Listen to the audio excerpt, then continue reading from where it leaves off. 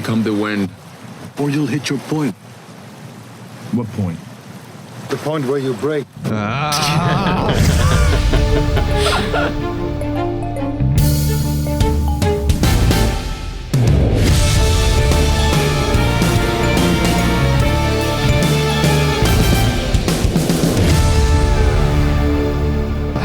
Welcome to another episode of Kill James Bond.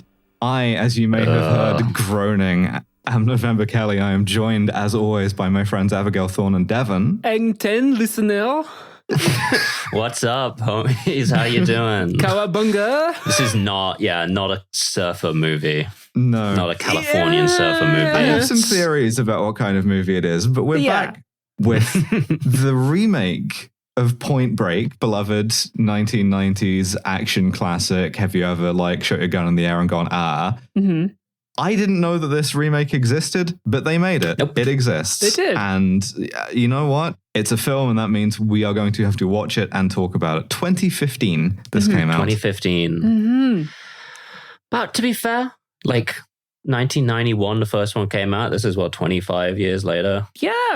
Was there a huge market of Point Break nostalgia to cash in on? I don't think so. This isn't really related to the first one in any appreciable way, other than the fact that the first one was it's a movie where an FBI agent has to learn to surf. This one is all the extreme sports, all of them. Yes. Yeah. I mean, if you're going to remake Point Break, 2015 is probably what it's going to look like. Yeah, this is what it would end up looking like. Mm-hmm. That's true. It is a bit of a time capsule in that way. Got to adapt something, Yeah.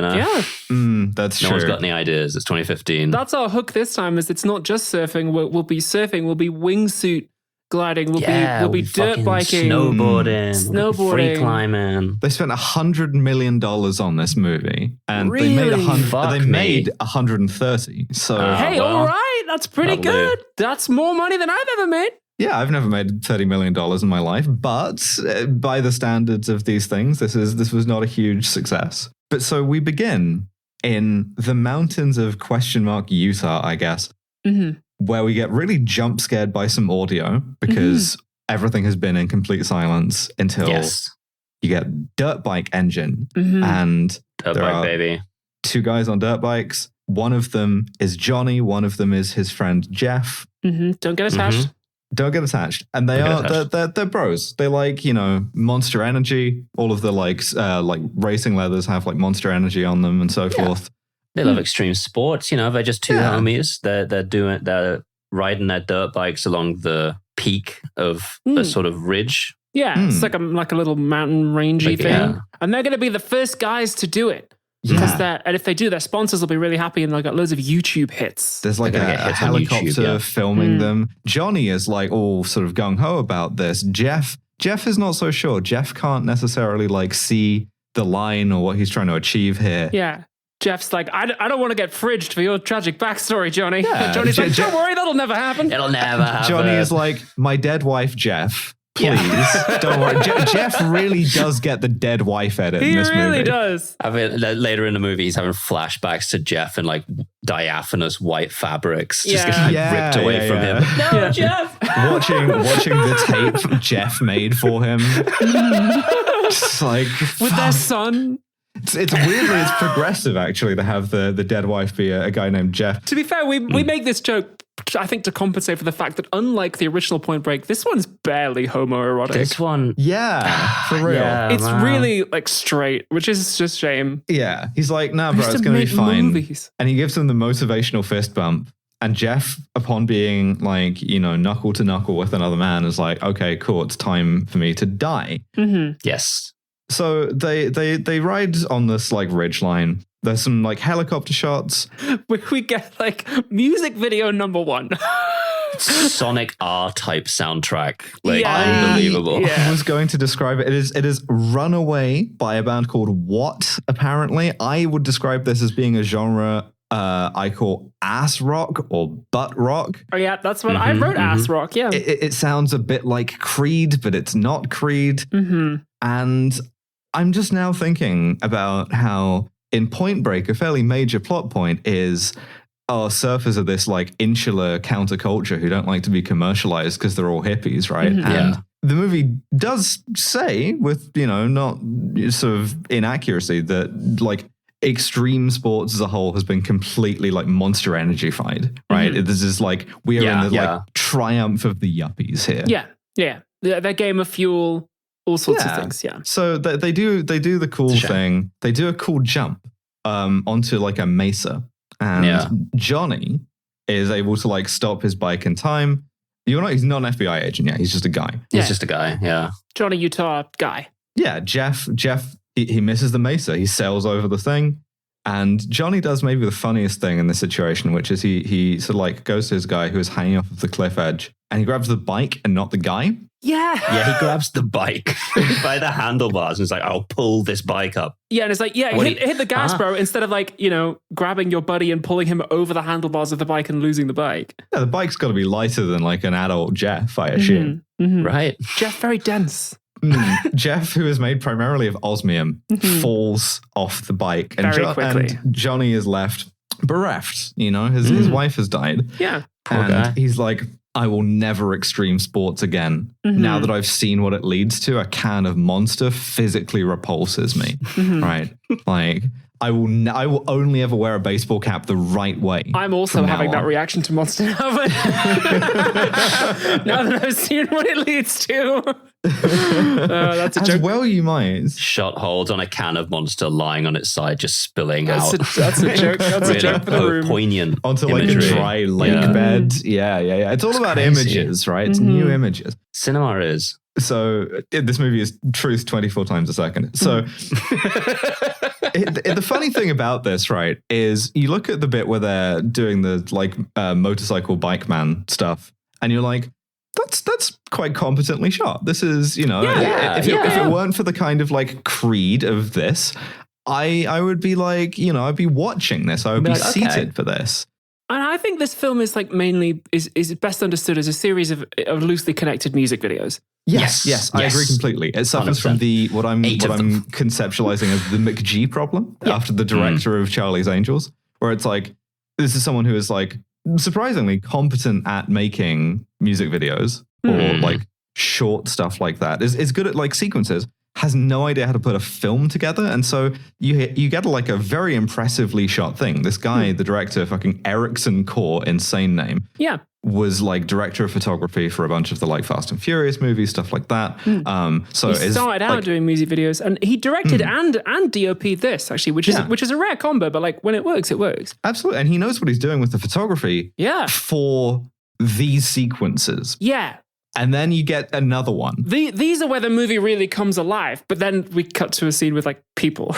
Yes. And we cut to the like equivalent to Johnny Utah loading his gun in the rain from the first one. Yeah. Where 7 years later, Johnny Utah has joined the FBI. Yeah, and Delroy Lindo, who I recognize by voice, is giving, guy I love to hear, is giving a monologue about how, and this is verbatim, when you join the FBI, you join the front line between order and chaos. That is still true, but now you're on the side of chaos. Line. Yeah. I don't think 2015 was a before that change. And he does all the FBI training. And then we get like 2 seconds of this, and then he's just in a green screen office, like War of the Worlds. Oh my God. Yeah. Strange. Empty office that's like too big, no character to it. This is your sort of equivalent scene to the one, and I'm not going to keep doing this, but it behooves me at the start to comparison the two of them, right? Yeah. This is the equivalent of a scene where he meets Dr. Cox from Scrubs, and they do a walk through the office, and they're both showing off their personality, and there are like extras and there's stuff and there's life and there's motion. In this one, it is two guys on either side of a desk. It just cuts between them. There's some sort of meeting going on in the background behind them through like a frosted pane of glass. It's shit. It's like, really bad. Yeah. What does this tell you? The FBI is a workplace. Weirdly, it reminded me of Sam. The movie Sam and the office from that, where it's just like office. It doesn't feel like the office of anywhere. It's just space. Yeah, absolutely. So Delroy Lindo, the director of like FBI training or whatever, they don't give this character a name, by the way. Really? That's crazy. Genuinely, he's just like FBI training director or something. My God, yeah.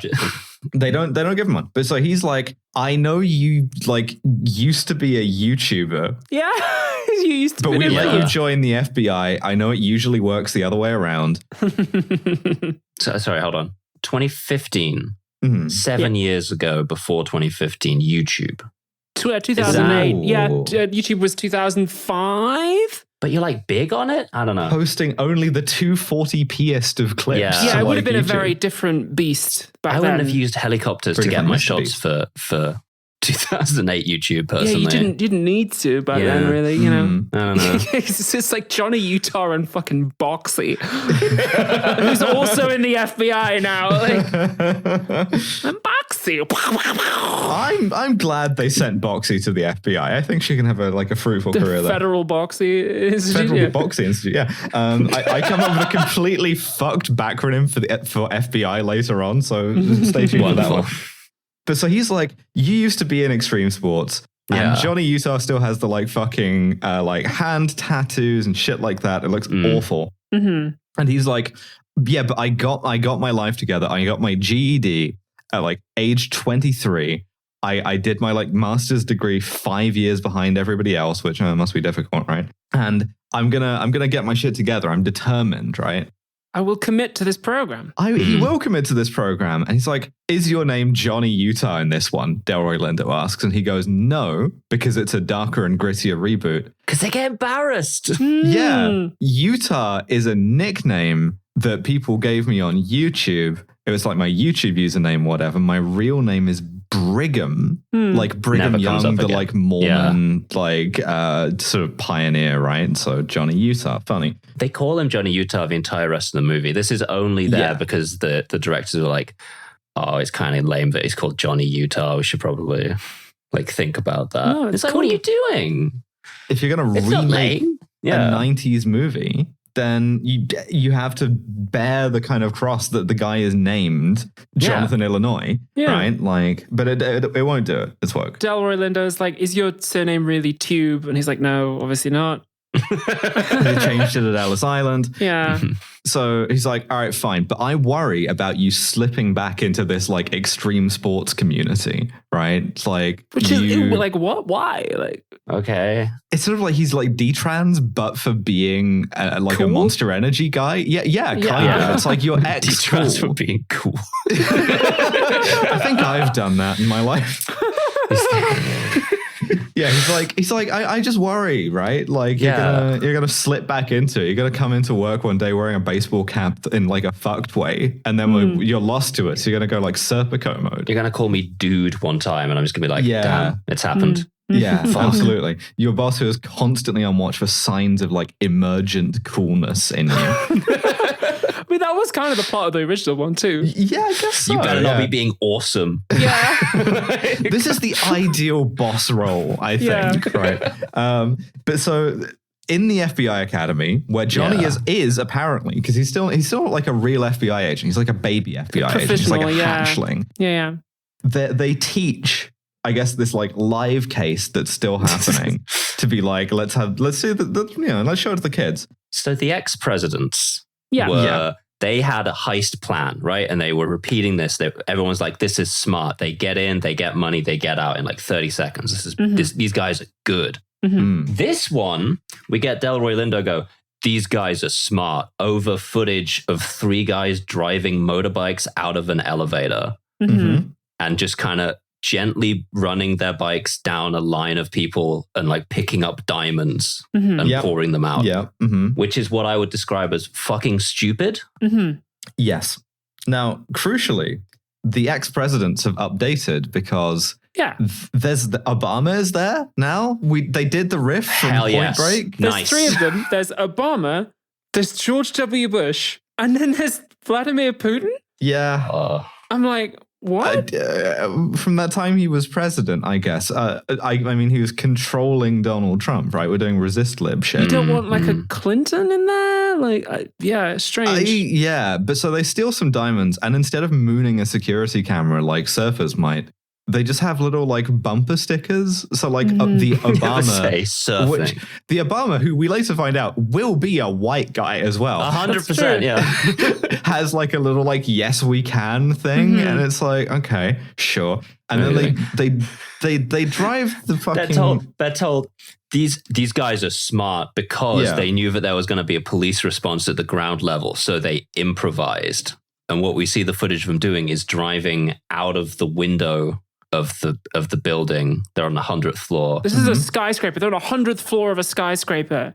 And then they start up like the Hamas paragliders or whatever. Right? And they paraglide away. Yeah. Getting Hamas paraglided and how smart is that? Particularly smart because I feel like I can track a paraglider so effortlessly. Yeah, they're not quick, right? Yeah. Yeah, it's very unusual. Also, we find out that this happened in Mumbai. This was a diamond sorting facility in Mumbai, but the company that owns it is majority US owned, hence the FBI are involved. So I'm like, is that Is that a real thing? Weirdly, the overreach thing is. There's a few bits in this movie where it's like, well, this isn't really anything to do with America or Americans, but like it touches on American money in some way. So like, we want an in with this is absolutely something the FBI do. Okay. There's a bit where they're like, we're going to send you to the FBI like guy in London. And it's like, that's also a real thing. Regret to say it, the FBI really does do the thing of like, trying to get into everything. Wow. Okay. NYPD does the same thing. Well, and exactly, yes. Crucially, rather than run away with the diamonds, they threw them down onto the streets of Mumbai and gave them all away. Yeah. Perfectly Mansa Musing the economy of Mumbai. Yeah. Where it's like now the least valuable thing is diamonds. Yeah. Mm-hmm. Also, I feel like diamonds are typically like very trackable because of the like, the engravings and stuff.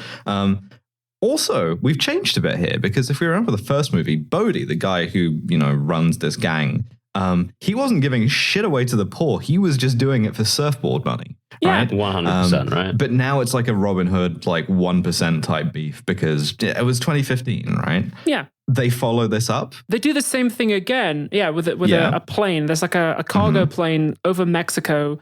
And a couple of the gang, they're not even in the president's masks anymore. They don't do that again. They've given up on that immediately. They don't even have a cool aesthetic. They're just guys in crash helmets now. Sometimes you do a bit and it's like, this was going to be the whole thing. And then you try it one time and you're just so embarrassed. It's just like, I can't commit to this program.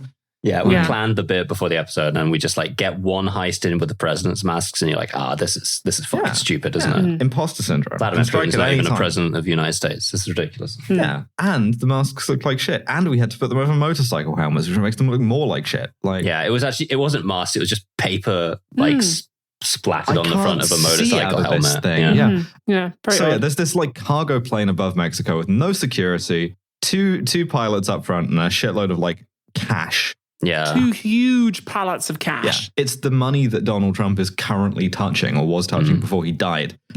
Just palleted up. Do they do that? Do they just fly cash around over Mexico? I guess you got to get it there somehow, but like this seems very stupid. I think you'd probably have somebody watching the money to make sure this kind of thing doesn't happen because the two guys, they're already on the plane and they just open the ramp, kick out the gigantic pallet of cash, flip off the CCTV, and follow it out with parachutes. And I'm thinking here, as this cash is falling, like, that doesn't have a parachute, right? And so I'm thinking maybe the least effective means of Robin Hooding this shit is like kicking a pallet of cash directly onto an orphanage with no parachute, like a drone strike. Like a rod from God, like just hits this fucking orphanage. Yeah. Well, they cut the ropes and like all the cash like flies off in a series of not particularly good special effects. Yeah, the skydiving shots are cool, but the CGI cash doesn't look great. Yeah, but you get the shot of this like Mexican rural village where cash starts to rain from the sky and people are like, oh, hey, cash, and they grab the cash. I love American dollars. Recover that money easily because nobody has a bunch of new $100 bills.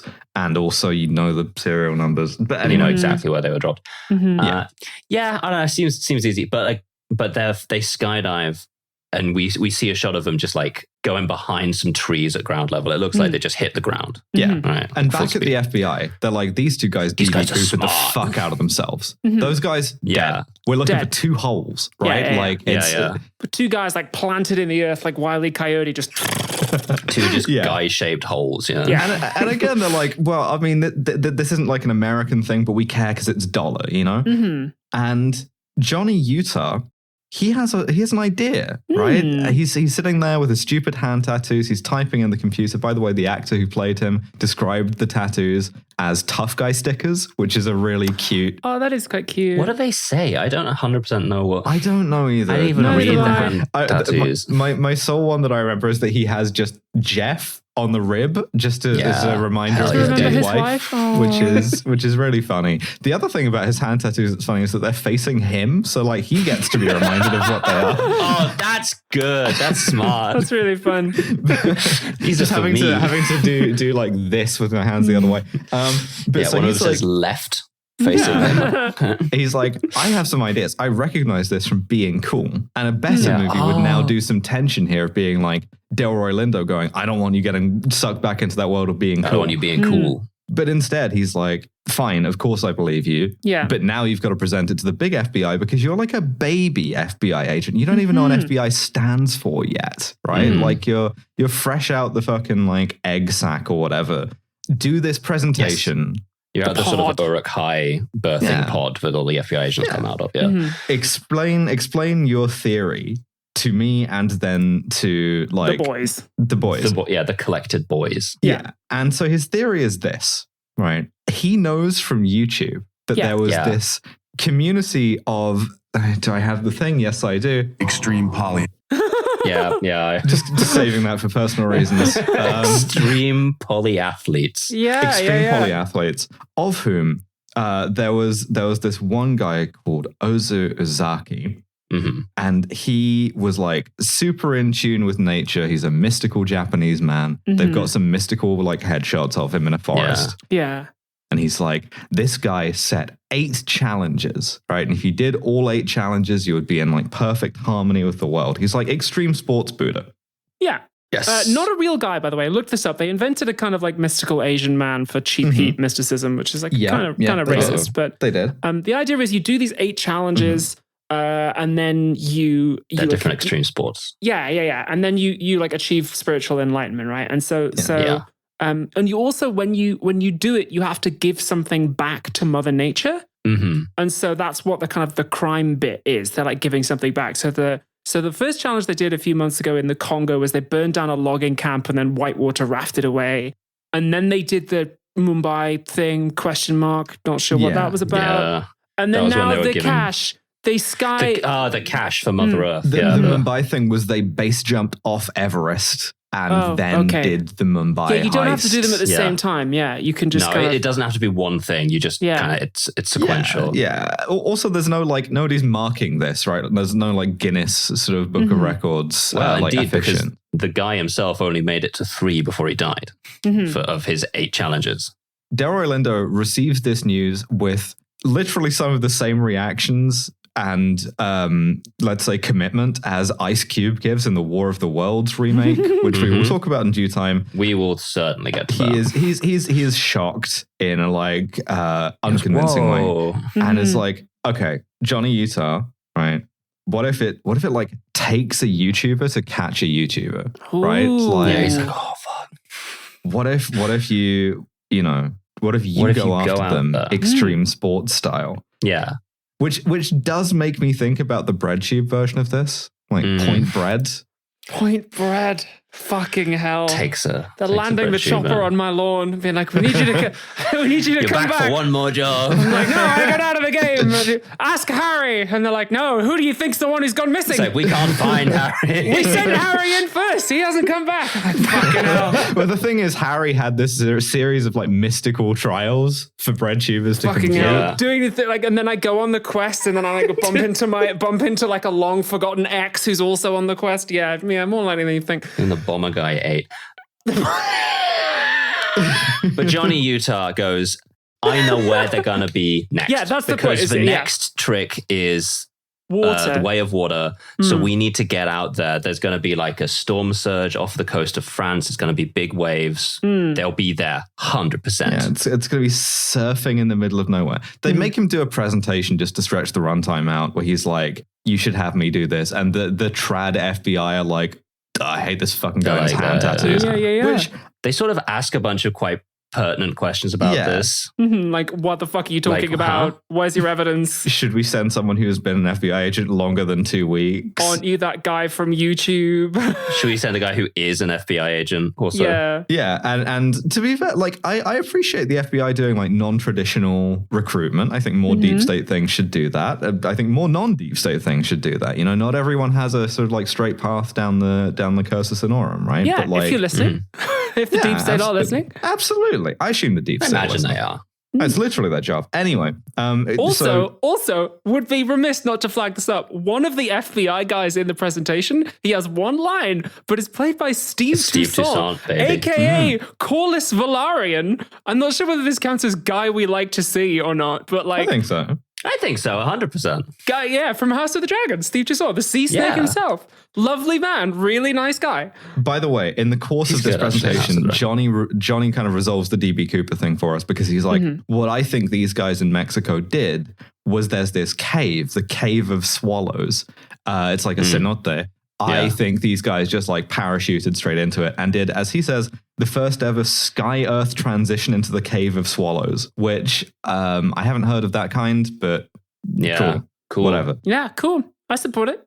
I have reason to believe that they were doing sick, nasty shit. So and he's like, all right, get over to Europe. We've got a guy to meet you there. Yeah. Yes. Agent Poppers, FBI. Agent Poppers, yeah. Agent Poppers. Agent Poppers from the UK FBI. Yeah. Well, so he's meant to be from the UK office. And that line is solely in there to explain the fact that this is Ray Winston. Monster.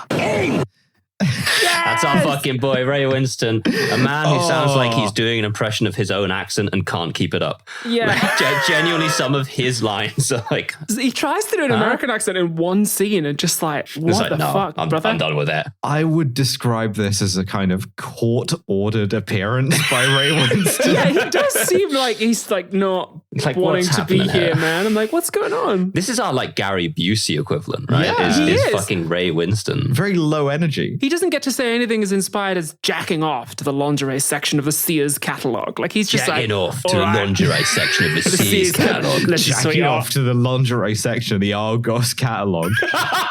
Oh, is there a lingerie section to the There's got to be, right? I don't know. Oh, filling it out with a little pencil. Depressing.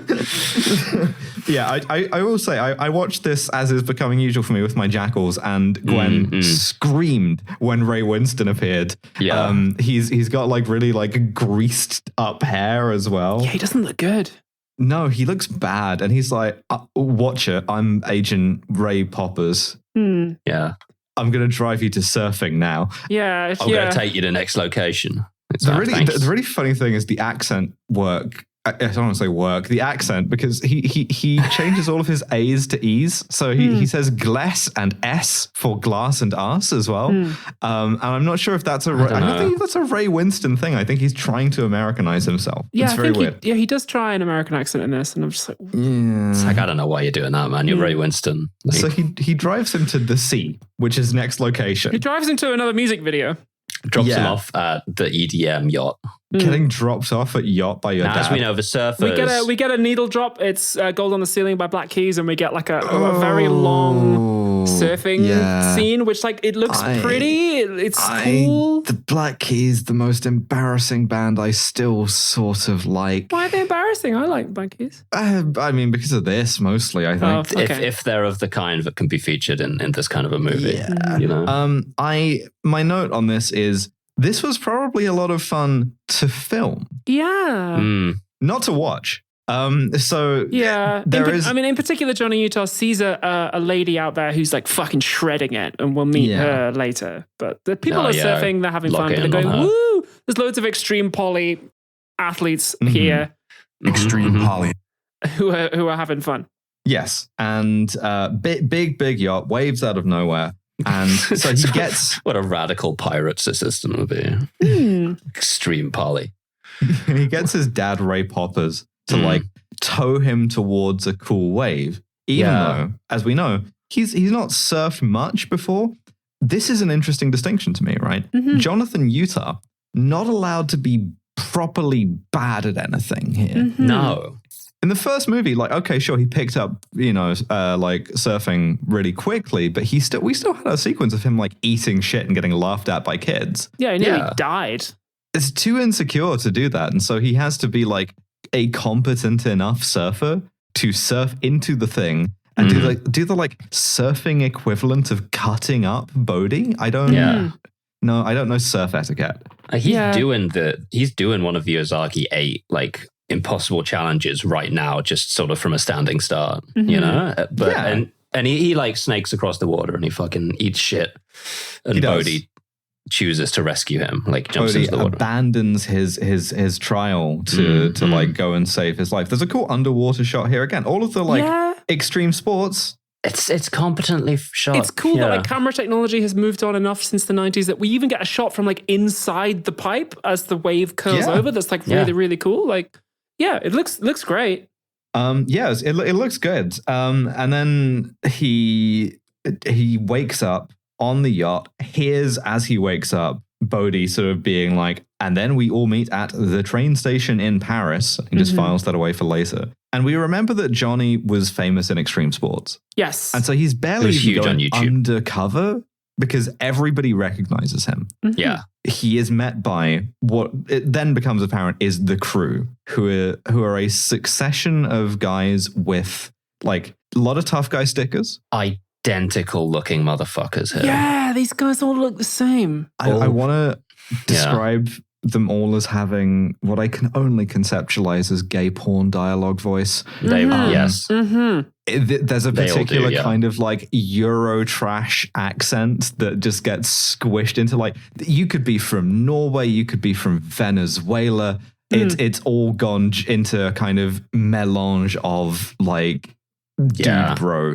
And it's just they've all got the sort of like the scraggly little beards, the mustaches. Muscles. They've all got tattoos. They've all got muscles. They've all got close cropped hair. They're all white and they all have the same build. It's fucking for the same cunt right there. I have a thought about this, which I will save until we meet Woman. Yeah, absolutely. I'll tell you this: none of them are giving Patrick Swayze. That's even very slightly. true. No, absolutely. There's no equivalence here whatsoever. Did you recognize Bodhi though? I didn't know. This is Edgar Ramirez, who we've seen before because he is a chimp from The Bourne Ultimatum.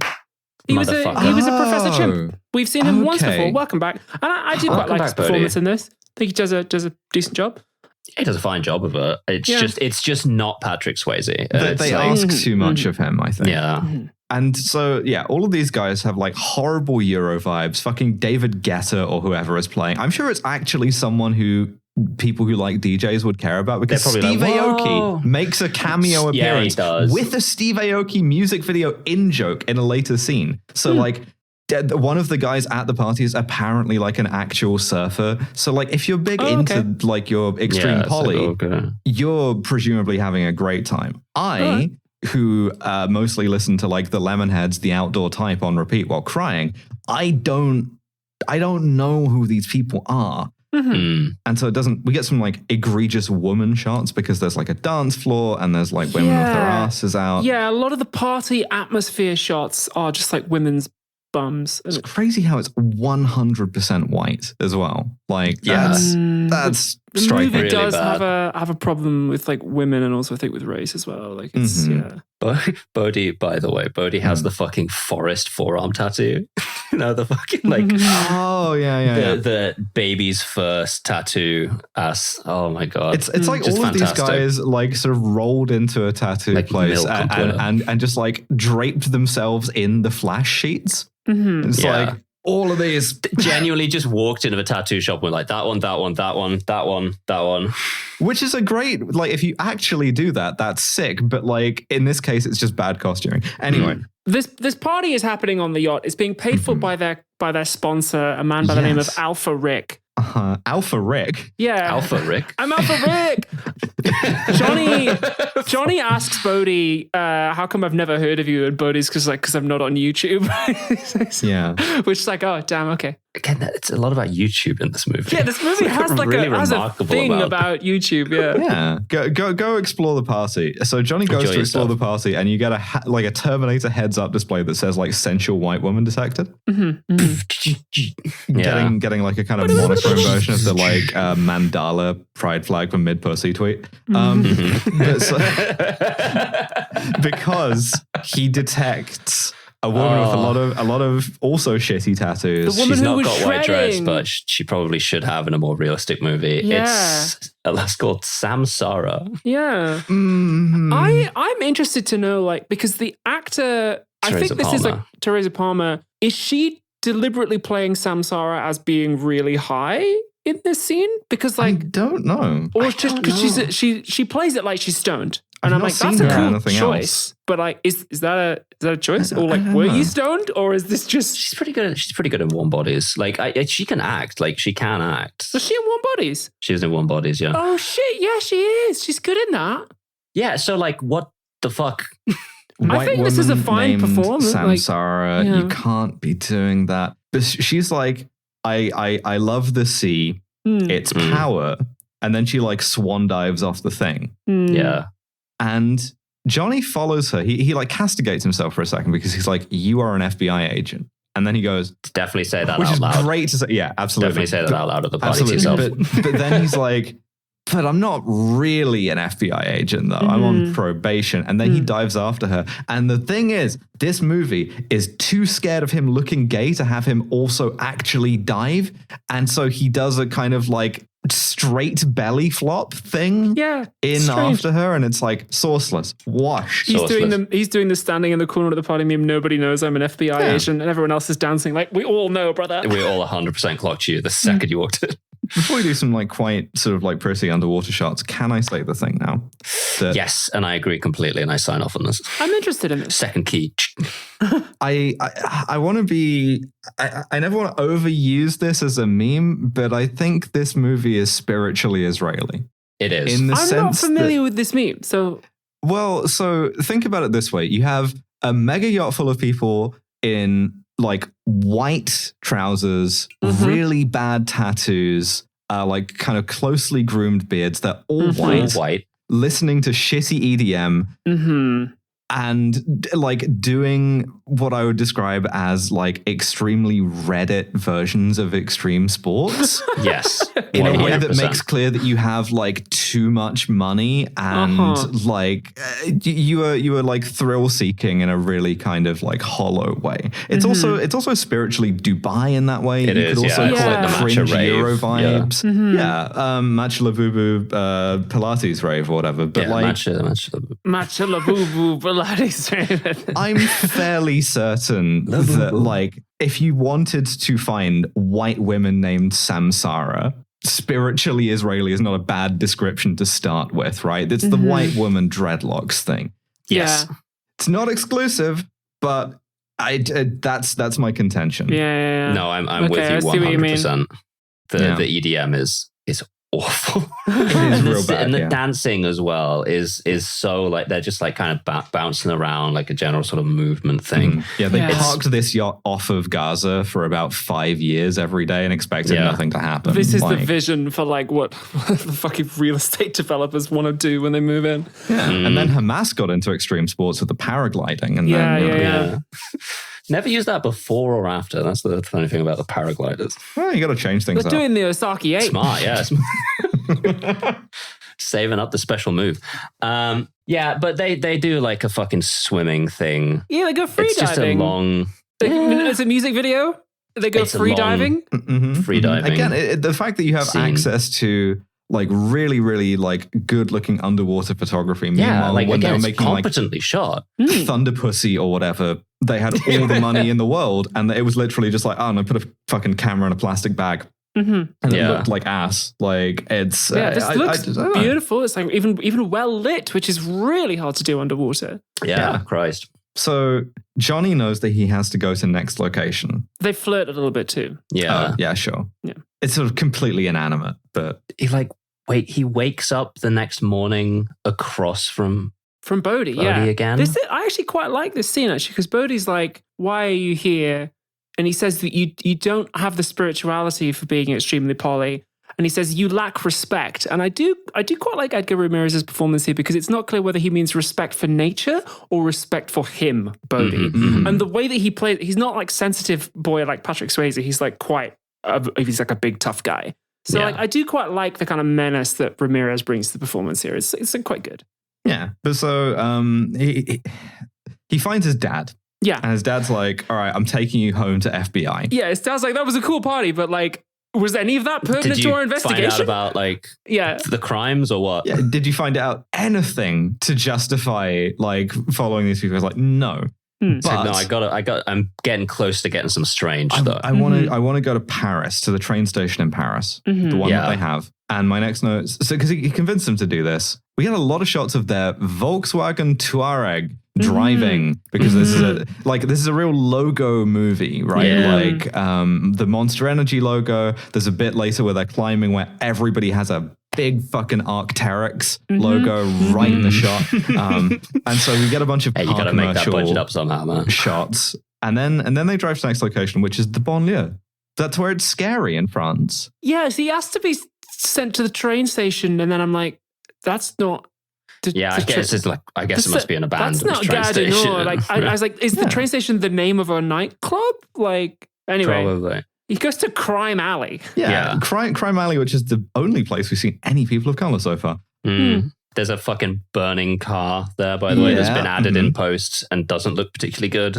Yeah, it's Fight Club. They're doing Fight Club. Yeah, and he does a kind of like if he turned the like HUD for sensual white woman, what he now has is the kind of like detecting enemy stand user by noticing the shitty tattoos thing. Yes, because he just finds the guy with the shittiest tattoos there and is like, let me in the location, which he does because one of the crew recognizes him. Yeah. Because he's got a bunch of shitty tattoos as well. He's got some crazy. He's got this one on his back that I haven't quite figured out what the fuck that is. Yeah, like it's sort of like just a big Jeff Thunderbird. I think it's like if Mr. Doodle drew a Thunderbird. Yeah, I think it is literally a Thunderbird. But so one of the guys, the guy who looks a little bit like Andrew Tate, is getting the shit kicked out of him recreationally, and nice. I like that. I like a guy recreationally getting covered in blood. That's real. He's called Roach, and unfortunately that set me off on mostly just writing down a bunch of things, just like Roach. We got to skydive out of the skyscraper now, Roach. Things like that. Yeah, and so all the guys kind of vaguely menace Johnny, but Bodhi covers for him. Bodhi's like, I told him to be here so that I could punch him really hard in the face. So that we could have a homoerotic fight. Well, that's the thing. Yeah, right? So the movie does know how to use the lead actor, Luke Bracey. It knows like, okay, perhaps dramatic scenes not quite his strength, but he's a very good physical performer, and he also looks great with his shirt off. So the movie's like, okay, get him in the location where the music video happens, get him to take his shirt off, and then like shoot the fight. Bob's your uncle. Yeah. I think the thing is, right, because they do the fight, and also all of these guys the boys love to almost kiss. They love to like pull each other into like a sort of almost kiss to hug. And it's like gay, but in a more sexless way than the 90s one. It is. Yeah. I would describe it as being like homosexual, but not homoerotic, if that makes sense. It's sort of like banging action figures together. There's a really good essay, a film criticism essay that I reread periodically called Everyone is Beautiful and Nobody is Horny, which is about this kind of trend in modern cinema where like you get a lot of shots of like, I mean, in particular, bodies that you have to spend a lot of time in the gym to achieve, like chiseled abs, even like bodies that will be like oiled or like shone in a way that suggests eroticism, but it's just entirely fucking sexless. They've got the 2015 big jeans on in a way that it is filmed like a jeans ad, just because there's not like a directorial vision. And 2015, we're in peak kind of Abercrombie and Fitch years as well. Yeah, like which, as it turns out, like was a thing with an extremely dark vision of sexuality behind it, but for public consumption was just like, oh, sorry, we gave your cishet boyfriend an eating disorder. Yeah, because of like, I don't know, he saw too many abs. So yeah, this is sourceless. But so Johnny gets like jumped in kind of, and Bodhi's like, he literally hits the Joker, you wouldn't get it line properly. Yeah, it's like, I'm doing spiritual shit, you know? The only scene that does have any source is the one that immediately follows that, where Bodhi and Johnny share a cigarette in front of a burning car. And Bodhi's like, you shouldn't let other people determine your path in life. You should feel free to do things that are like a bit outside of your comfort zone or like, even a little bit dangerous. And it's like, do you mean you coming on to me? Do you mean fucking me in the ass? Is that what you mean? But the thing is that he doesn't. And this movie, he doesn't mean that. He doesn't mean that, 10 times gayer. Particularly in this monologue, he's like, you were selling sports drinks? That's fine. I don't judge, which is funny. It's because like, yeah, we needed monsters to like kick in for the budget. But like, but you weren't being like true to yourself. Like maybe there's some people for whom selling sports drinks is their authentic self, but you were being inauthentic, the greatest crime. And you stopped doing YouTube when your wife Jeff died. Yes. But this is cowardly of you. This is cowardice, right? Because Jeff made his own decisions, right? And like Bodhi's big deal throughout this movie, there's a few more scenes where he does it, where he gets to have his spiritual monologue, is telling Johnny Utah, never feel responsible for anyone else's death spiritually as Ray. Like, sorry. Yeah, 100. Yeah. I clocked that actually because I was like, this is. I mean, Bodhi's whole philosophy is like bullshit, and it is just kind of layers of rationalization on selfishness. And like, it's a stupid philosophy, but I believe that there are people in the world stupid enough to believe this. That's yeah, absolutely.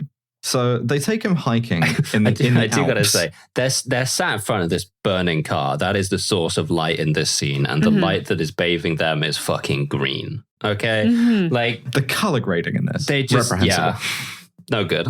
Anyway, also this is the point where I noticed that the dialogue in this movie isn't fantastic. It was written by a guy called Kurt Wimmer, who we've met before. He wrote The Thomas Crown Affair, the modern one. He also wrote Equilibrium, which we liked. Bad. But that was not bad. This one's perhaps a bit of a swing and a miss. Not his best work, but yeah, the dialogue it's all quite placeholder.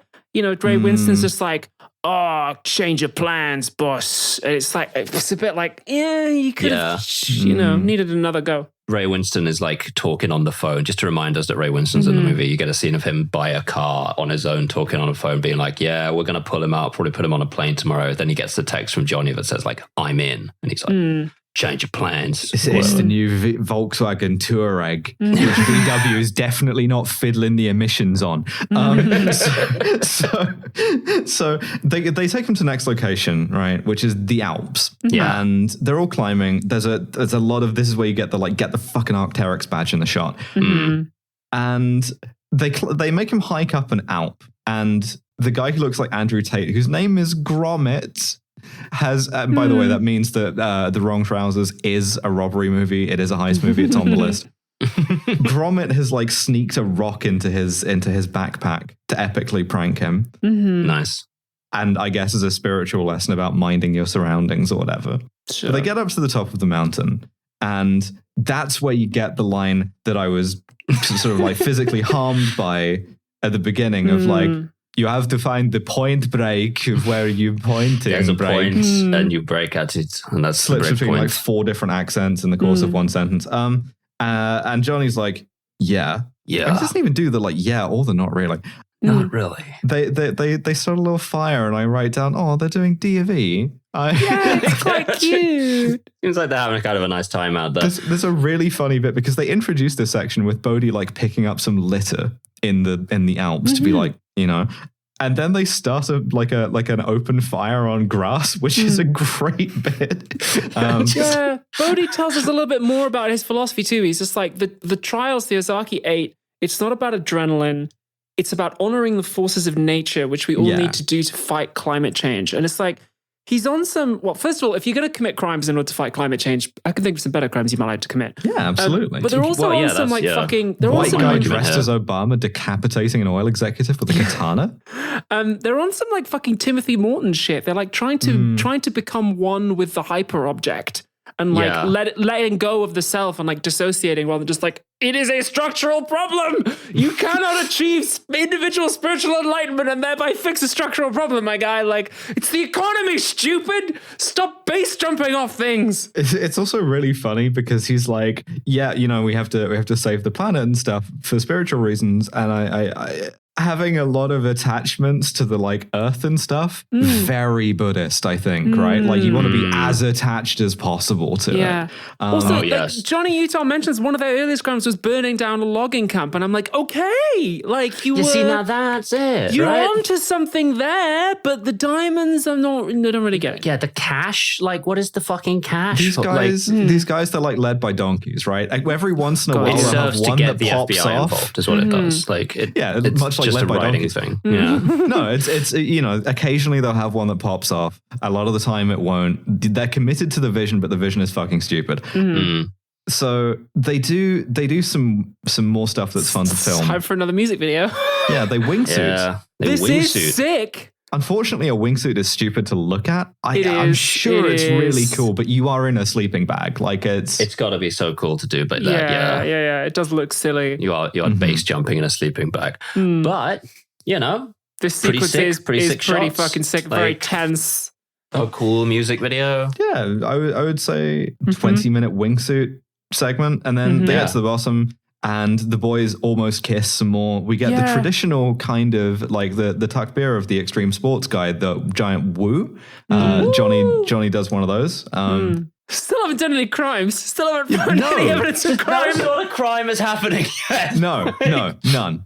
Meanwhile, back at base camp of this Alp, it doesn't even seem like the crimes are that necessary for the vision of extreme sports they're doing. Like in the other one, they had to do the crimes because they were financing the cool stuff they were doing. But they've got a financier in this. They've got Alpha Rick.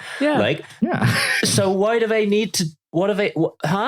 I don't know, but Samsara is there, and she doesn't get to do the same. Here? She doesn't get to do the same sports as the boys. She's just bouldering. She's at home. Yeah, she's literally just down at home doing kind of spiritual shit. She's sunning her hole or whatever. I don't give a fuck. You name her Samsara, you'd expect her to be a cyclist. Everybody changes out of their wingsuits into what I describe as diabolical patchouli fits.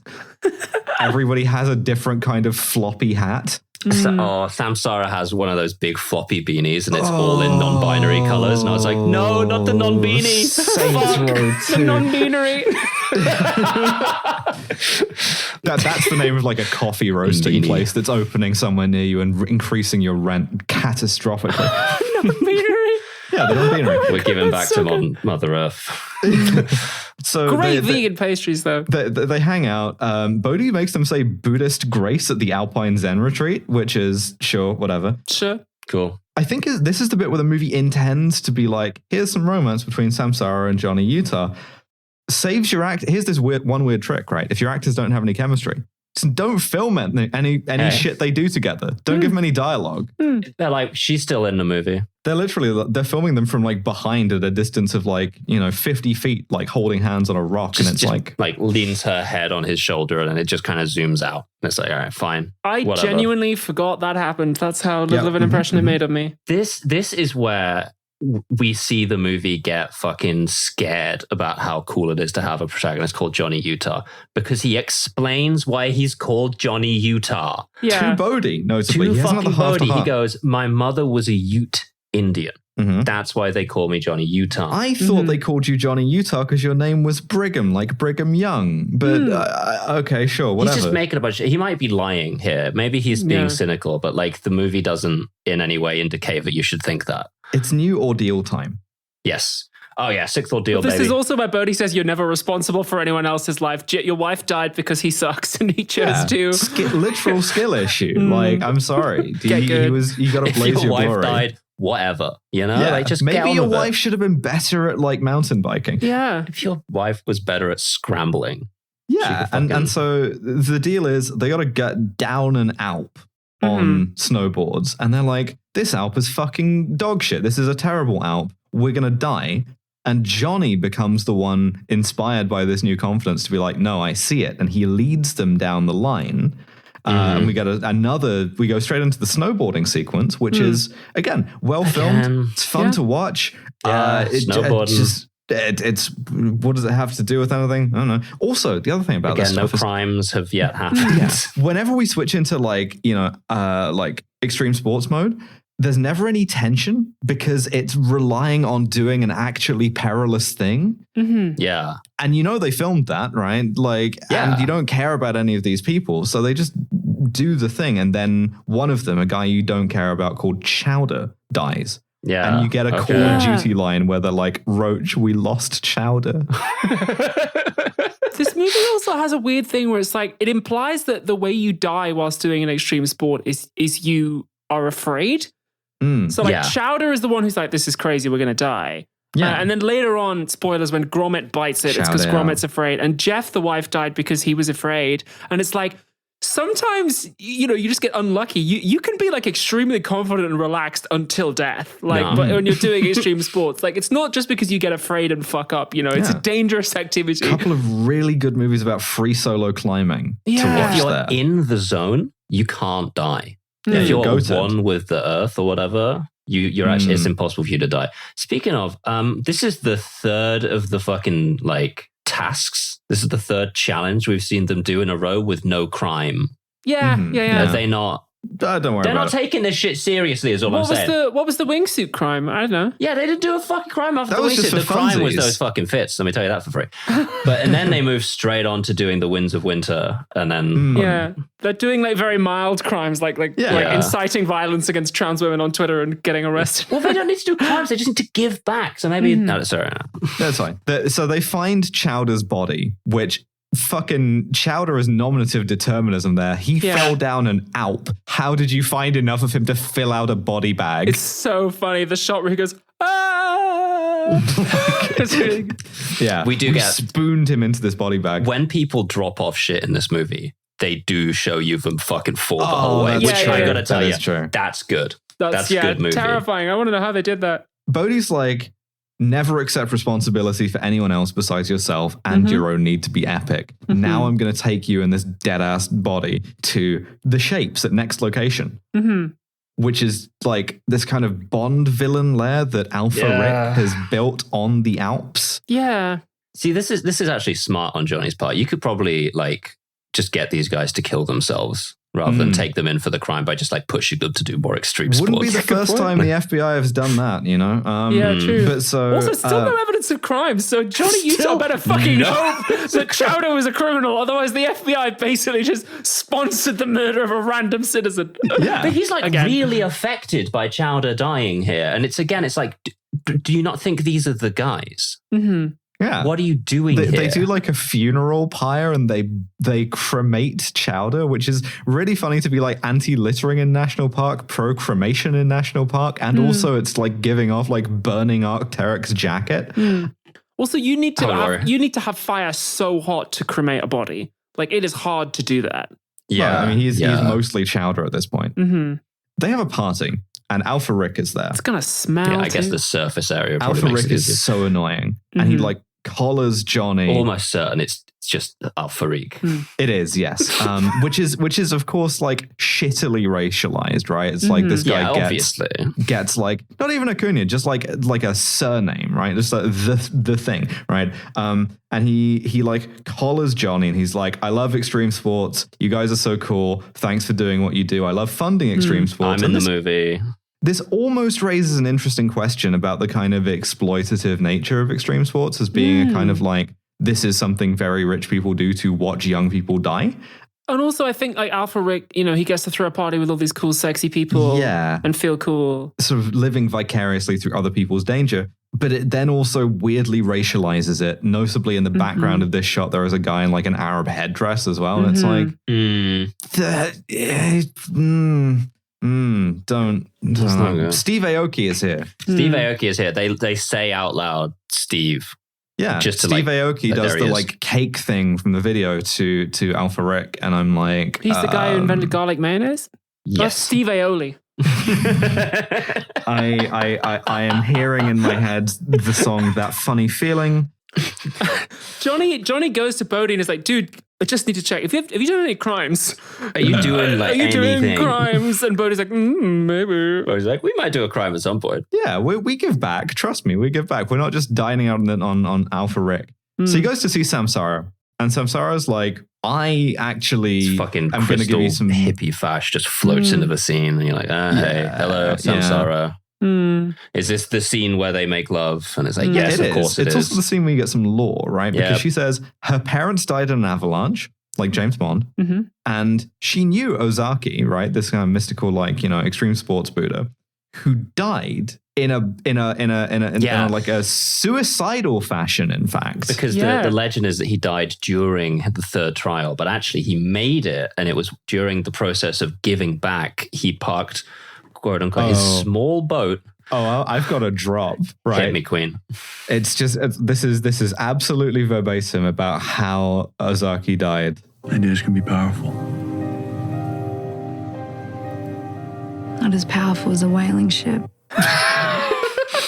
Okay, you can't fight the whaling ship with ideas. When you're in the realm of the physical, the whaling ship is so much more powerful than ideas. You can't even fight a whaling ship with a whale. No, man. And they're big. Depends on the whale. Cannon, the way of water. But Bodhi was like his protege, and he was in the boat when it got like compromised to a permanent end by the whaling ship. He tried to stop a whaling ship, and the whaling ship ran him over and killed he him. like parked in between a bunch of humpback whales and a whaling ship, but the whaling ship didn't even slow down. Just fucking check that shit out. Call it Bodhi McBoatface. And you get the line. There was one survivor, a young man, and they let that sit for all of like 5 lines before they were like, yeah, it was Bodhi. Obviously, it was Bodhi. And at this point, I Crispin Potato Snacks the movie, and I'm like, oh, she's the ringleader. That's an interesting twist, I guess. Like that's why she's hardly been in it, right? We're giving women stuff to do because of feminism. Yeah. Right? This movie like resoundingly fails the Bechdel test. Oh yeah. But so they have rancid mid-sex, and almost immediately, as you would. Ray Winston is like, get over here so I can show you sex photos of you on an iPad. Yeah. Which he does. Because he's like, check, some more plot happened. It's really not important. Being in the FBI is mostly boring and gross, and you think it's cool because you don't know anything and you're just like on vacation. Yeah, so you've been gone 12 days shagging and partying and doing extreme sports. Do you have any evidence of crime? They done a fucking crime yet, man? And he's like, no, I don't know. These guys have done extreme sports in every field except crime. Whilst you're balls deep in samsara, I'm doing actual fucking police work. Yeah. So he's like, all right, fine, I'll go back and I'll ask him about the crimes. He goes back. You get some like half a second of tension where Gromit, who is the one who is consistently mean to him, is like, where have you been? And Bodhi's like, I don't care. We have to do crimes now. Crime time. It is crime time. Now is the time for crimes. Like half a line, and Bodhi's like, all right, it's crime o'clock. We're gonna like fuck up a gold mine. Cool. All right. Yeah. We're gonna rob the like convoy of gold ore. But we're not redistributing this one. The plan is to rebury the gold ore under an avalanche. As the gold ore convoy is driving along, we're going to blow up the mountain above it, and the landslide is going to rebury the gold ore. Yeah. Presumably the gold mining company are then just going to give up on that gold ore. Yeah, they're going to... And not be like, well, we're a fucking mining company. We probably did that up. Get it. Did it once. Anti-littering, pro-avalanche. Yeah. Not really. Just not really a cohesive ideology at any point. we see them like kind of stop the convoy through a car chase, and they're on bikes, and they shoot at some guards as like warning shots, and the guards scramble for cover, and then Bodhi is about to detonate the thing. 2 guards are still in the way. Johnny saves them, and then he immediately blows his own cover voluntarily and is like, freeze FBI. Yeah, because it's only Bodhi left on the road at that point, so he pulls the gun and like... Bodhi teaches him that FBI stands for freakish boulder immurement by detonating the thing and immediately sending like a gigantic rock slide down the mountain. Bodhi doesn't even flinch. He's just like, oh, crazy. Boom. Yeah, the rocks are all added in post, obviously, as they would be, but that means that he's not acting with any kind of real sense of danger. He like goes in, he helps the guys out, and then he goes back into where the avalanche is coming to get his bike. And the whole time these rocks are hitting the ground, and you don't think that he's going to get hit with them at any point. Like, we used to throw polystyrene rocks at actors, you know, and occasionally it would be in the shot of one of them like bouncing off the shoulder blade or whatever. But like, come on, practical effects. It's good if you're going to have a big scene where actors are in danger. Really really put them in danger, you know?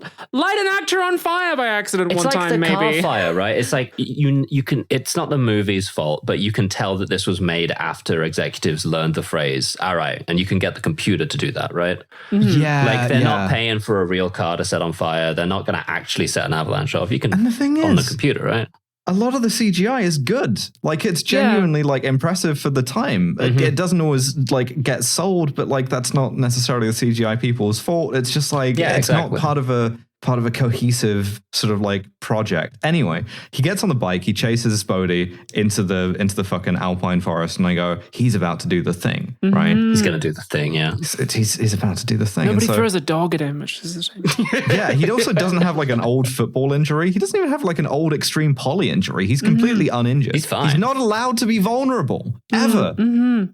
But so he like puts the gun on Bodhi, and Bodhi's like, instead of just the wordless thing from original Point Break or Hot Fuzz, Bodhi is like, I always knew you were a cop. Mm-hmm. I just thought I could save you from being a cop. I thought I could talk you out of it, which is cute. That's a cute detail. I could like teach you to be a cool YouTuber again. Yeah, exactly. And then he does the thing from Hot Fuzz where he like shoots his gun in the air and goes, screams, yeah. Yeah. He goes, Then Bodhi just drives away. Okay. So we got a Interpol, which is a more plausible thing to say that Ray Winston is from, but we don't worry about that. Yeah, where everyone is extremely mad at him. Yeah, it's also just an office. Again, just generic office, like from fucking Sam. Johnny Utah has a profoundly lesbian haircut in these scenes. He's wearing flannel. That doesn't help. Yeah. I'm showing this to my hairdresser. And he works out like in the dumbest possible way. The next heist is going to be in this like Italian bank, which is we're already in Italy. Yeah. And so we and a bunch of these carabinieri are going to have to drive up there and stop them. Right? Yeah. Oh, we've cut off their main funding, and there's only one bank open today, and it just so happens to be the most cinematic bank in the town. And for some reason, Delaware Lindell's like, you're allowed to keep working this case even though you fucked up so bad. They've got all the guys like files on the big board, and we find out that Chowder was Norwegian. Which it's like, I'm just gonna park that. Yeah, Norwegian Chowder. I bet that tastes great. I bet it tastes fucking horrible. So they drive to the cinematic bank. And Johnny has said, like, if these guys aren't criminals, they're like spiritual super mystics, but they will also act like criminals. Yeah, they will also like kill cops on sight. Like if you corner them, they will open fire. And they corner them. Let's go corner and they them. open fire. And they kill like a dozen Italian cops. Yeah, Roach just starts fucking blasting. It's like best value heat. Johnny kills Roach, shoots him dead. Yeah. I have a note here, which is Johnny feels bad for his wife Jeff dying following his line, but not about like a dozen Italian cops dying from following his fucking idea. That doesn't register at all. He's taking it on board. He's like, I'm not responsible for this. What if one of those guys was a Jeff? What if is he going to get like a separate like rib tattoo for every like Giuseppe? You know. How many ribs does a human have? He like chases one of them who he thinks is Bodhi. Mm-hmm. And he's yelling Bodhi the whole time. He's like, Bodhi, get back here. Then he chases him onto a fucking like stair lift. And then a cable car. Stair lift is a different thing. Yeah. Small cable car, yeah. And he's like, Bodhi, no. And Bodhi goes to shoot him. And so he shoots first, takes off the non-presidential helmet. Again, stupid idea. Stupid. To reveal, oh my God, Obama was actually Samsara all along. Yeah, obviously it was Samsara. She wasn't even the mastermind. She just was in the gang in a way that required her to not say anything about anything to anyone. And now she's dead. Yeah. Hey, don't worry. She successfully told you the plot and then had sex with you, and now it's time to kill her. 100%. Yeah. Wonderful. There is nothing in the world lines. more powerful, Johnny Utah, than a whaling ship, and now I am going to die. Yeah. I really hope that she got to do a little bit of that action and chase scene herself, and that wasn't just like a stunt woman in a suit. I'm like, come on, give us something to do. But so Johnny feels guilty about this, but not too guilty, because back at Interpol. No, I'm sorry. First he goes to the train station and sees you're right. Jason Jason Bourne behind the train, but the face that Johnny Utah makes this will be the episode fucking hilarious. His like Sigma face as he stares directly at him. He looks like a school shooter. Like he looks like fucking Dylan Roof. If you Google that, he does look like a fucking murderer. Like his Sigma face is terrifying. Yeah. So back at Interpol, they're like, well, Bodhi's going to do this one last challenge, which we've worked out is in Venezuela, and then disappear forever. Yeah. He's like, the final challenge is they've listed out all the challenges. Here are their names, all 8 of them. Number 1, emerging force. That's the whitewater rapid stuff. Number 2, birth of sky. That's skydiving. Yeah.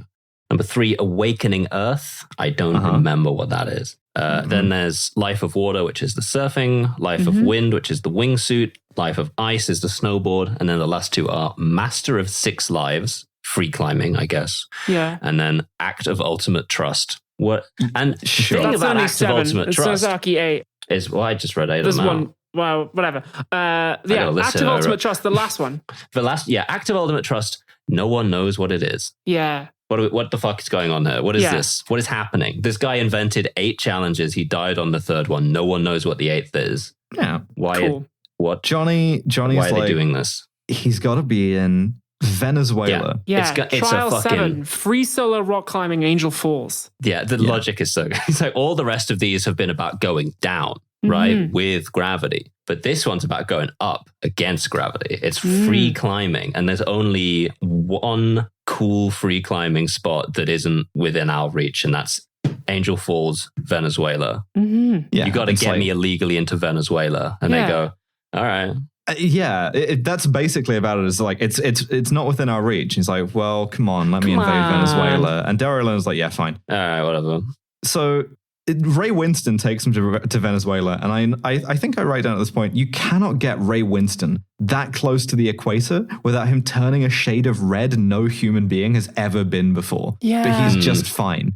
He's like, he's in the Seagal kind of thing where most of his stuff in this movie is like sitting down. He's also still like, he's still just like here in the movie, like court-ordered appearance. I'm like, again, there's nothing as good as Gary Busey like jacking off to the lingerie section. Mandatory like visitation with my dad, Ray Winston. Busey had a whole character. He had an arc. He like killed and died. Ray Winston was he ate there. that sandwich that time? He ate both those sandwiches. He did.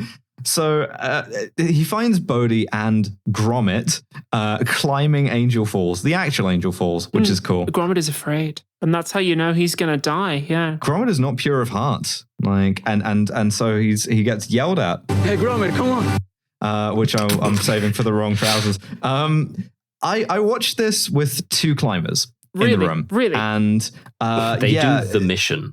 By the end of this scene, there was a lot of like indistinguishable climbing yelling. I was able to discern a lot of the phrase "send it." I don't know that this is a foreign culture to me. Strange. Don't know what that means. I just wrote down some sentences as a kind of stenographer. We got ooh, that's some proper climbing. Saying this. Ridiculous dinos on this. Evolve a shit for this. Very basic shoes. Okay, makes sense. Yes, and shit, I'm kind of into this. So I think that's a positive review. Yeah, I kind of was too. I mean, this it's tense and like it's fucking ludicrous, the sort of overhangs and shit that they have to do. Like it's terrifying. If you know what any of those things mean, don't tell me because I don't care. But by the time this comes out, we will have had this conversation about 3 weeks before you hear this. All right, if we wanted to know, we would have Googled it between now and then. All right, I don't need to know what sending it means. There is somebody who's like listening to this podcast right now, like hanging off a rock face, listening to us as they free climb fucking something ridiculous, and they're like, I know what that means. It's so frustrated that they die. Maybe don't listen to this episode of the podcast whilst free climbing, please. In particular, this section. If you are free climbing right now, pause the podcast and like finish your climb before you listen to the rest of it, because what's about to happen may upset you. Don't listen to her. Send it. Send it. So Gromit lacks true faith, and as such is punished by falling off Angel Falls to his death. Yes, but he does it himself. He can't quite get the next grip, and he's just like hanging with one hand. He fails to send it. I guess I'm dead now. Goodbye. And that just lets go, falls down. I was like, all right, there he goes. Thanks for being in the movie, Gromit. Yeah, they climb up to the thing together, and you know, Bodhi is on the verge of reaching for a climber's service chalk bag, but instead he's like, it's not the whole challenge. I'm going to swan dive off Angel Falls because I got ultimate trust. Drops off it backwards, yeah. That's number 8, baby. Active ultimate trust. Fuck you. Ooh. And again, we see the whole fall, which is great. I love when a movie does that. Not to be like cinema sins, but like not just because it's too high, but like waterfalls push you down, not out. It's like it's a drowning machine, like a weir. Yeah, you know? Even if you survive the impact, which you won't because Angel Falls is a kilometer tall, when you hit it, the water coming down from above you will push your body down into the bottom, where you will drown alongside the bodies of all the other people who've already done it and are stuck there. Like, do not do this. The body just hangs there until it... Yeah. Yeah, no, don't. Very bad. But of course, it's fine. Fucking Johnny Wisconsin survives. Yeah. Ray Winston rescues him and he's like, well, I guess there's nothing to do but wait for the plot of Point Break 1990 to happen. Yeah, so well, if we've seen Point Break, we know what's happening now. We stopped him from doing the surfing one. Yeah, he never did the surf one. And so in like 17 months' time, as we find out from a thing that says 17 months later, it's going to happen again. And so he's in a wetsuit. He looks fully like Raiden. Mm-hmm. And there's no tension about this. Yeah, they're just in the middle of the Pacific Ocean. Johnny catches up to him and rappels onto the fishing boat. And he's like, it's suicide out there, man. It's like 100 feet tall waves and you're 150 miles offshore. And Bodhi's like, yeah. Here's the thing about this as well, is that like Bodhi might have like baby's first philosophy for like egotists, right? But that's still a compelling character arc potentially. Yeah. My problem with this is I think this movie likes Bodhi too much to make him interesting. Yes. Like if you remember the first movie, you think about him doing the like, woman kidnapping, as misogynist as it was, him like kind of justifying that. It's like, is this guy just like actively lying? Is he just like in this state of cognitive dissonance? Mm-hmm. Like how much does he believe what he actually says? Whereas this guy just fully does because he was traumatized by a whaling ship. Mm-hmm. And, in the Japanese dub, they had to change it to a whale research ship. But he's like entirely internally... researching how good these whales taste. Yeah, entirely consistent internally. And so he's like, let me go back out there and die because it will be a beautiful death. And Johnny Utah's like, yeah, okay, sure, fine, whatever. They don't argue. He doesn't even try to arrest him. Johnny There's doesn't not a fight. say anything. There isn't even a fight. Why did any of this happen? What's he just going shakes his on? hand. Also, they're too cowardly to have Johnny go, via con Dios. Yeah, because they're embarrassed. They're so fucking embarrassed about Johnny Utah. It pisses me off. To say it. It is the triumph of the dude, right? Like this is the kind of thing that like extreme sports culture was like experiencing at the time of the first Point Break, right? It was being commodified until it was just this. Mm-hmm. But so he like, gets back on the fucking helicopter, watches Bodhi CGI eat shit and die. He does last longer than Patrick Swayze lasts longer this time, which again is another act of cowardice on the part of this movie. Yeah, that's true. That's true. He should have just died immediately. Just instantly shit on this one. I will say though, by the way, at the end of the scene in Venezuela, Ray Winston gives Johnny his new FBI badge. And he goes, I had it fast tracked. And I wrote, can you do that? When you conducted an illegal op in Venezuela with a 33% casualty rate and 0 positive outcomes, I knew you were ready for the FBI. You're in, brother. Also, Johnny doesn't throw the badge in the sea. He doesn't. He's in the FBI now. He just stays.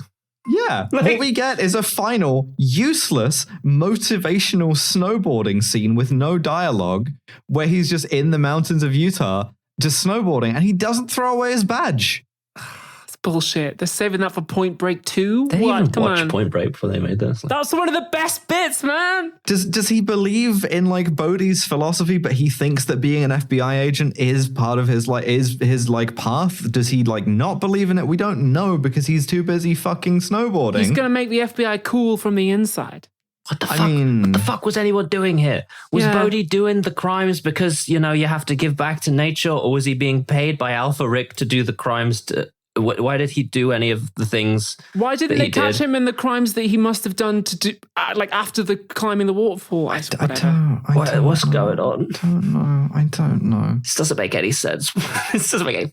Because it's just a series of music videos with like a paper thin plot in between. The thing is, this movie exists to sell you monster. Mm-hmm. They didn't. I feel like they didn't even watch Point Break. I think they just read a list of things that happened in Point Break and were like, all right, 100%. We can upstage these. Yeah. Yeah, Wikipedia. We'll just do a bunch of different extreme sports. Yeah. Grim. But we don't have to talk about this in a subjective way because we have an objective, science-based system. Yes, we do. It's called the SCUM system. It stands for SMARM. Cultural insensitivity, unprovoked violence, and misogyny. How smarmy is this movie? I kind of want to say it isn't because it tries to be and fails so badly. It isn't that smarmy. Yeah. It's like it's about a performance of sincerity, which again, Euro vibes, Dubai, like it's yeah. It's got a little bit of like the point where you break. There's like that fucking movie there's ass like line. one or two lines. But for the most part, the dialogue's just kind of placeholder that it doesn't really hit SMARM all that much. Yeah, I want to say like one or two at this point. Yeah, genuinely, I two. Maybe. I mean, it's completely earnest movie. Yeah, which is sad actually, but yeah. One. It is one.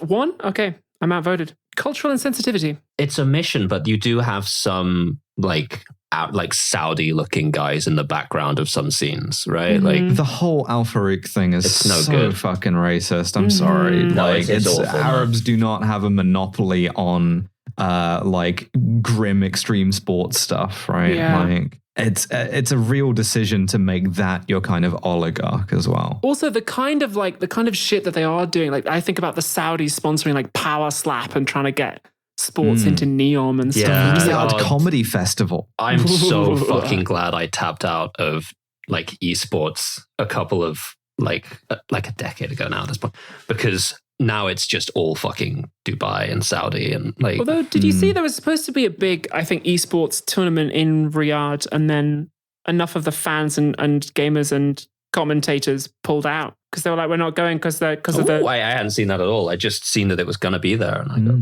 No. I think there was like a big stink about it because they wouldn't let trans people in, obviously, and then they were just like, we're not doing it. Yeah, and I get like, if you're hosting an esports thing with no trans people, what the fuck are you doing? Exactly. Well, exactly. Yeah.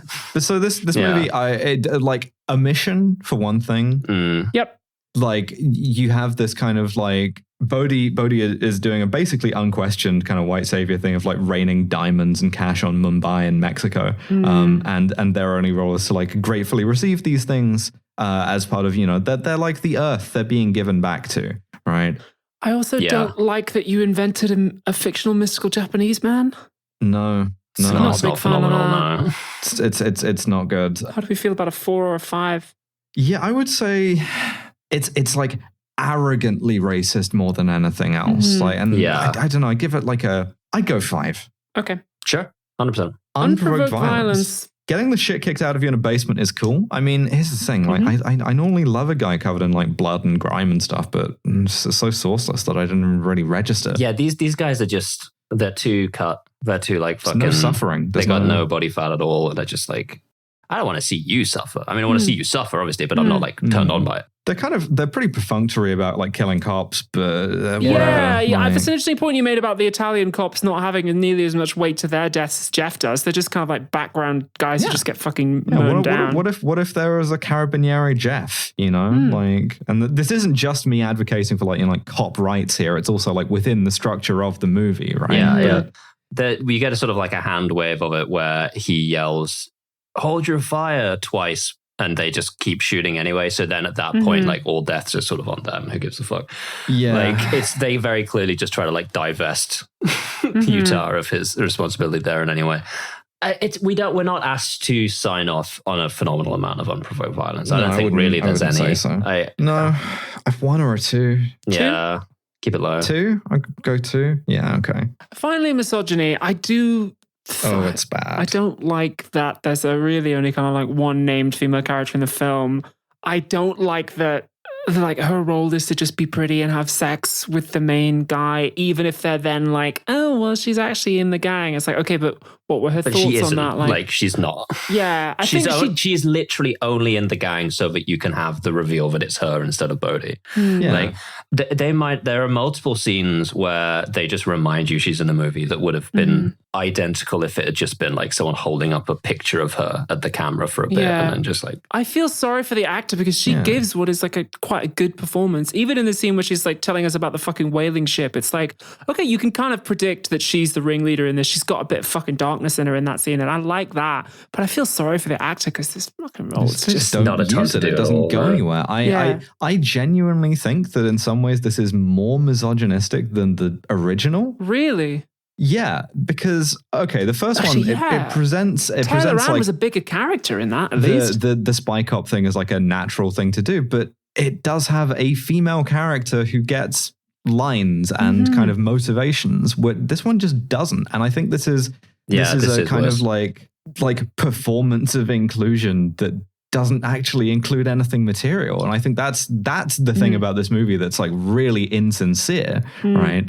You get one named female character. Every single other woman in the movie is in one of the dance scenes, and you'll like zoom in on her ass, and that's her entire presence in the movie, right? The original did that. It's bad with naked women. It's really grim to be like, we have women as set dressing, and now that we've kind of internalized that like woman in peril is like a misogynistic thing to do, we can't think of anything to do with this one. Mm-hmm. Yeah, it's like, oh, well. Did all the crew need to be guys? Did Bodhi need to be a man? Did Roach and Chowden need to be men? Like, I don't know. Woman named Roach, save me. Did Delroy Lindo need to be a guy? Like, you know? Yeah, could we have had should have been CCH Pounder instead. You know, women are half the people that there are. It's true. Since the dawn of time, that's been the case.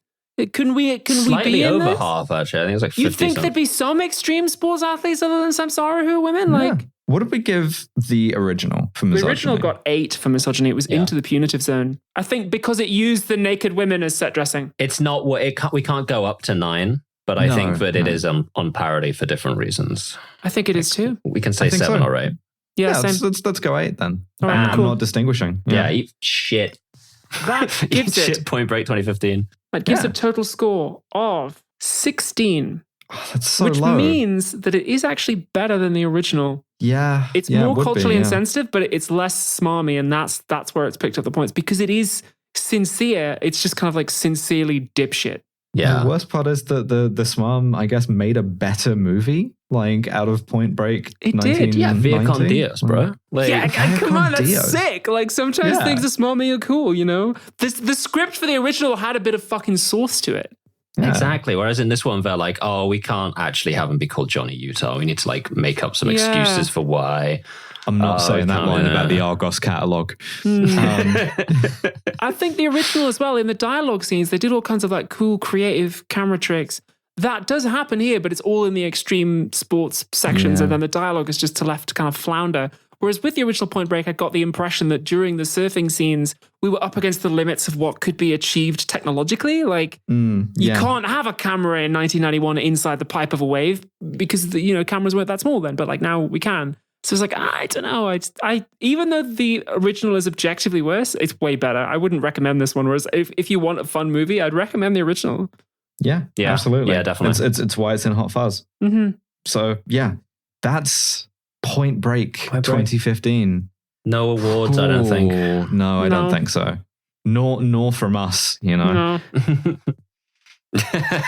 I'm getting a good night cross for Steve Toussaint.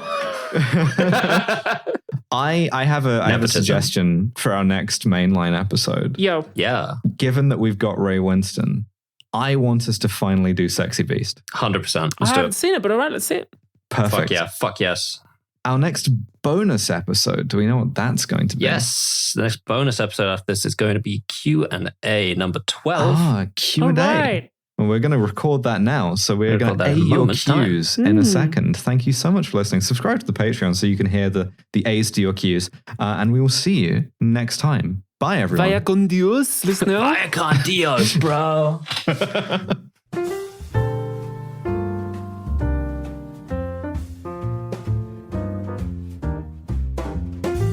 Thank you for listening to yet another episode of Kill James Bond. I'm banking these before a holiday, so just going to skip telling you what the next couple of episodes are because you will have just heard it. So instead, I will say thank you to our beautiful patrons, and thank you especially to our £15 and above patrons. And those are Mortran, Envious NB, Sonia with a Y, Tiny Lily, Lo Bjornsdottir, Candy Fox, Freya Aloysius, Gustavo Lira, Elspeth Hunt, Jordan Gammy, Nick Boris, Mike Berg, Hannah Oberhart, Andrew, Normalize Yearning on Maine, George Rohak, Drone Lover, Yarrick, Live Free or Cry, Melody Morrow Gonzalez. When cooking your rice, it's nice to add flavors in there, like cardamom pods. It certainly is. I tend to use bay leaves as well. Sorgenfolter, Tarp O, Library Hitman, Jack Drummond, Trip, Max Gemainhard, Kill James Bond Highlights. What's up, brother? Saiga, K Maybe Okay, Rhododendron, Ashley, Danielle Williams, Molly Powerslide, Athena V, Saturday's Claire. You know what? You've really been sticking with it. Maybe I'll read that next time. Claire Baker, Chris Roth, Maeve Victoria Roth, Canadian Sparing Butterfly Vixen, Anhedonia, Science Daddy, Point Vixen. I give you permission to get weird with it. They should let Laurie Petty Les out. There's 3 exclamation points at the end of that name, by the way, and I could not fucking agree more. Liz Rossi, Claire, my best friend, Parasocial Butterfly. Okay, nice. Kadekin, a trans robot, Joyce Uwu, Forrest L. Novell, Staz, Gay _Rat, Robert De Niro, In Heat, and I'm not apologizing, Tim Welsh, Penile Sparing Vaginoplasty, Annie Ruby, aka Big J, Wetsky, some sort of silly Canadian creature, Lady Houndstooth, Anya Top, Vita Braver, just Shannon for now. Gender Swap Podcast, Arizona Frog Strangler, Elite Errands Driving Odyssey Exponentially, Anya Shenanigans, Rope Trick, Julia Coke, Clarification, Lady Ariane, Delta Echo Victor, Obsidian Polymer, Liz and Ash at the University of Florida, Alex, Woolscott, Noblesse Oblahai, Clairvoyant, Seng Shen, John 2089, Isopod Gal, Casquatch, Josh Simmons, Loz Pycock, Mistress Angela Ailis, Abigail, Zoe Shepherd, Turfs Eat Shit and Die Alone, Cariad, Duck Whisperer, Mega B, Lauren Baston, Al Irwing, Robert Greensmith, Emily, Queen of Sloths, Mage Hazel, Wolfie is Normal, Magpie, Talkative Tiger, Philippa Smith, Normal Again, Misidentified Lemon, Can't Fucking Spell, Pandora, and Cassandra. And thank you all so much for your support. Kill James Bond is November, Abigail, and Devon. Our producer is the wonderful Mr. Nate Bethay. Our podcast art is by John DeLuca. Our website is by Tom Allen. And I'll see you next time.